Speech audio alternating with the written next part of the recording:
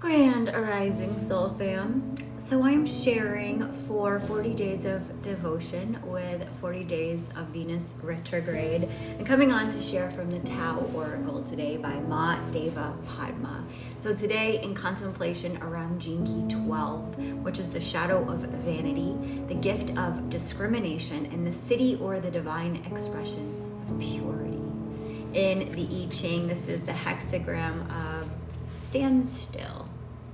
So there it is, and a couple keywords is alienation, a stalemate, stagnation, withholding, grinding to a halt, insensitivity, and mistrust. You can see they kind of got their back to them there in the winter.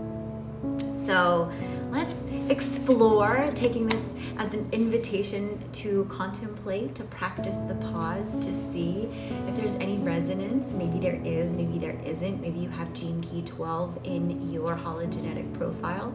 Maybe you're just feeling divinely aligned to be here contemplating it today. The time of standstill arises when all that was once humming along seems to grind to a halt. Suddenly, for no apparent reason, doors of communication are closed, and progress seems impossible on any front. One thing is said, another is heard.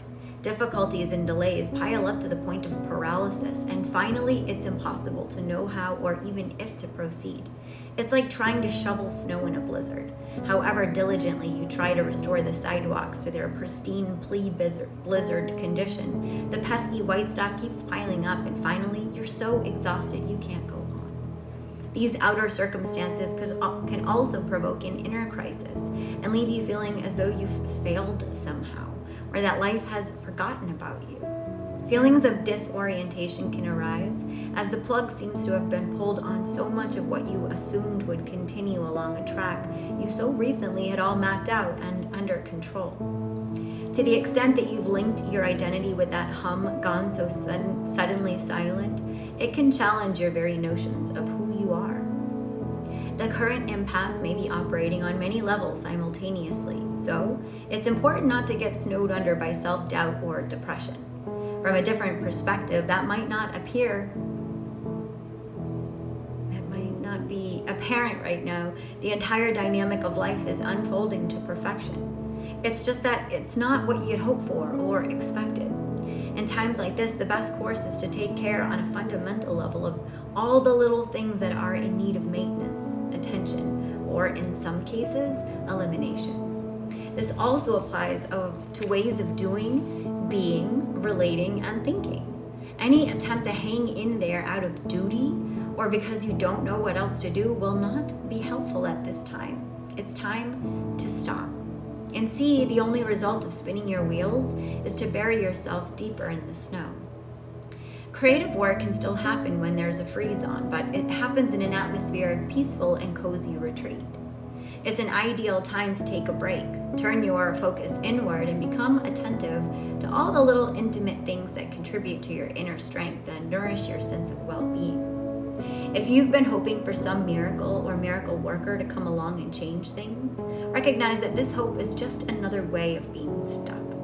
By doing your part to melt the ice from within and restore the connection with your trust in life, you'll be giving yourself a much-needed rest from useless struggle. And as a bonus, you'll also be preparing yourself to emerge when the time is right, already in tune with the spring thaw that is bound to come. So here are the changes. Maybe you feel a resonance with one, maybe two, maybe all of them. Bottom line, it's really not an option to make an effort to somehow fit in with a stagnant situation. The compromises that you would like to have to make in order to do this will contribute very little, if anything, toward breaking the impasse. And there is a very real danger that by going against your own inner sense of what's right, you'll be exposing yourself to infection by the stagnant atmosphere, and your own energies will be further weakened.